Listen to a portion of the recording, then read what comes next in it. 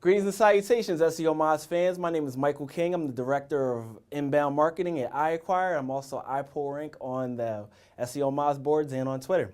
So today what we're going to talk about is 8 ways to figure out old URLs after a failed site migration.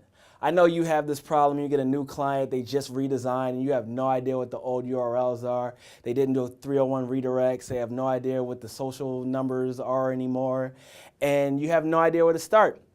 Well, I'm going to show you how. Now, one of the first tactics you want to use is the Wayback Machine. You just put the site in there, the URL, the domain, what have you, and see what it has in that index. Once you get that, you can easily just pull off those URLs on the site through the links using Scraper for Chrome or whatever tool you want to use. You can actually, pull down the code and pull them out, using find and replace, whatever you want to do. That's just one of the tactics that we're using. So a lot of times people will also not change or update their XML sitemap. So you can just download that XML sitemap and then open it in Excel, and it puts you in these tables, and you can just take that first column and copy and paste it into a text file, open it in a Screaming Frog, and then crawl it in list mode to see if those URLs still exist. Anything that's a 404, that's a URL that you can use. And you can easily map those ultimately to the new URLs on that site.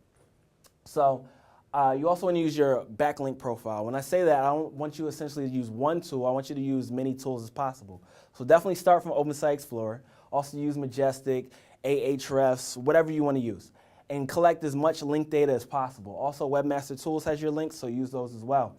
And then crawl all those links, all the targets of those links, to make sure those pages are still in existence. And all the 404s, again, you know what these are old URLs that you can then redirect to new pages. And then you want to also check the 404s from Google Webmaster Tools and map those pages to new pages as well. And then you can also use analytics. So pull your historic analytics from before the site redesign and find all those URLs and see which ones are still in existence. Again, go back to Screaming Frog with list mode and make sure that they're 404ing or 200ing. The ones that are 200s you don't have to worry about. The ones that are 404s are the ones that you need to remap. Then you can also use Cms Change Logs. So for example, when you make a change in WordPress to a URL, there's a record of that. And you can actually pull those URLs out and use those again for mapping.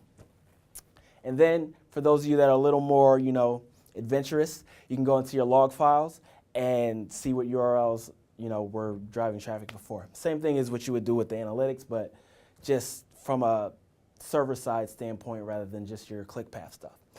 And also social media. So people share these URLs. Any shared URL has equity beyond just link equity, so you definitely want to make sure that you're pushing those social shared numbers to the right URLs that you're mapping towards. And I wrote a post on that on Search Engine Watch for how you can do that. But you can use the Facebook recommendations tool. So it's not really a tool, it's a demo for a widget that goes on your site. But essentially you can go to this tool and put in the domain name, and it's going to give you all the shared URLs, all the shared content. And the way it comes out of the box, or in the box I guess, is it's 300 pixels tall. But if you expand that to 1,000 pixels, you'll see the top 20 pieces of content that was shared. So real easily identify popular URLs that you can then redirect. And also you can use Topsy the same way.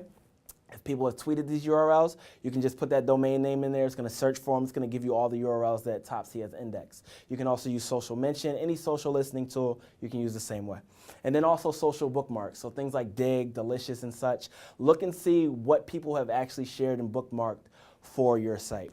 So that's a quick one. Hope you guys found that useful. And I'd love to know how you guys have found this to be worthwhile. So holler at me in the comments down there.